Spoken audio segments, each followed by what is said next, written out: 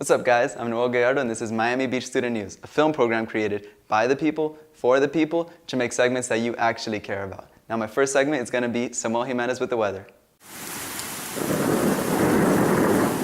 Hola, I'm Samuel Camilo Jimenez. Let's get down to the important. The hurricane season started in the first week of June, but now it's coming to a strong close because mid-August to late October is the peak of the season. The most recent hurricane that has formed and gained the most news coverage is the one you are all familiar with, Hurricane Matthew. The hurricane became a tropical depression right around the Caribbean waters of the Lesser Antilles, and as it approached Colombia, it became a Category 5. Now that was cool for us, right? Because that means we could miss school. But it's actually super f***ed up because it started penetrating the outskirts of Cuba and sadly Haiti. However, just because it barely affected us doesn't mean it wasn't the strongest hurricane that has hit the Caribbean island in the last 10 years. The death toll stands now at 1,027, but charities such as the Red Cross are aiding those who were affected by the hurricane. It's that time of the year, guys, pumpkin spice latte season. In the following week, we will see high in the mid-80s and low in the high 60s. Thank you for your time. It's Samuel Jimenez signing off. Psych! You thought we were going to do segments about the weather? Nah, we're coming at you with an actually important thing, the parking lot issue at Miami Beach Senior High, because we all know it's a goddamn mess.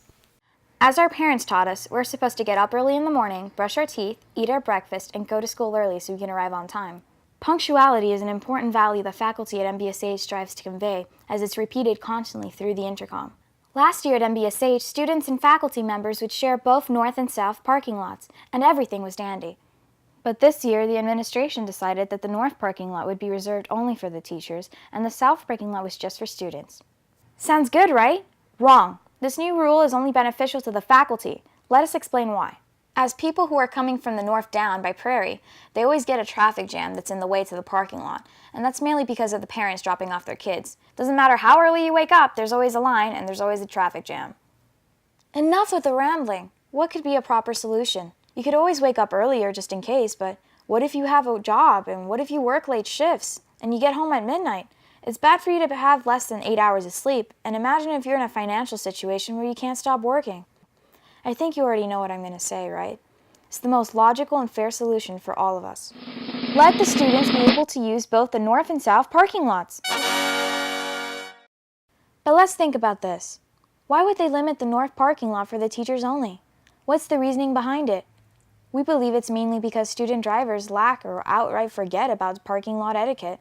I think it's true. I think oftentimes kids get out in the parking lot and they're next to people's cars, and they're leaning on them, they spill things on the cars.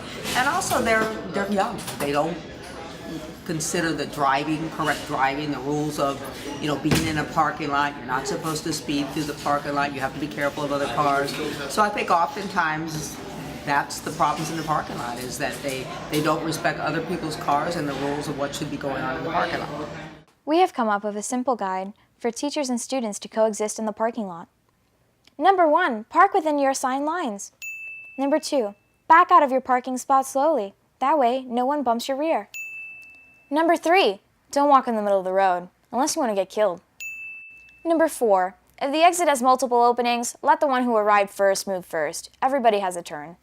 If we all follow these rules, we'll be able to leave the school faster. And why wouldn't you want that? If you're interested in changing this, please sign the petition at change.org to make a difference. Thank you for your time, guys. Drive safe. Alright, so if you guys like that segment and you want to get the ball rolling and fix something, make sure to sign the petition. Now, here's another segment that I really enjoy and something that I care about, which is the culture at Beach High. Here's a segment by Carlos.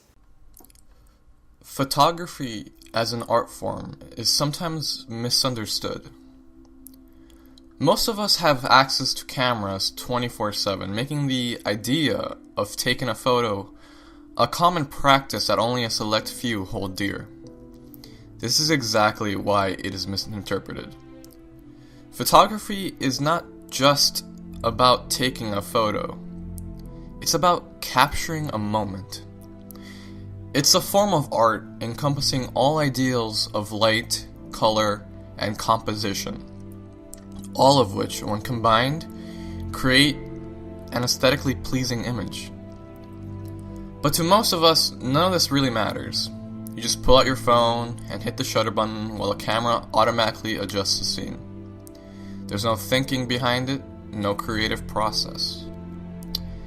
And that's what makes photography an art form. Hell, that's what makes anything an art form.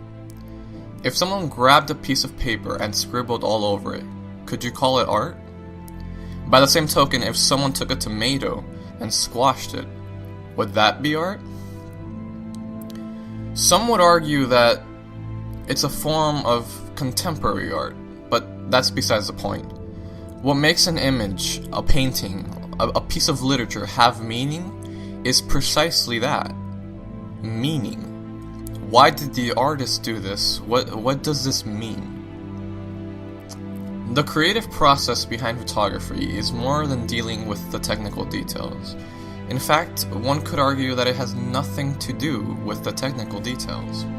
Although having knowledge of them would greatly improve the quality of your image, it has to do with conveying a mood. What do you want people to feel when they see your image? Should they feel lonely and hopeless, or happy and joyful? As human beings, we are, by nature, emotional. We are set by default to react to things, to tie ourselves to the world around us with the people, places, and things.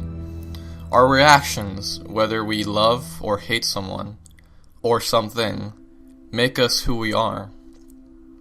Photography, I think, has a way of making us feel more than any other type of art. After all, what's more valuable than reliving a moment? Alright guys, I hope you liked the video, and honestly, if you really did like the video, I want you to tell me. If you see me in the halls, actually tell me, I liked it, or I thought that was garbage, I could actually make it better. And you know what? If you could make it better, I want you guys to contribute. I want you to send in your content, everything. We're going to be here hand by hand through the whole year with you, and we're going to be submitting videos every single Monday. So you know what? We're going to pick you up every Monday, and we're going to make it the best year ever. Alright, have a good week.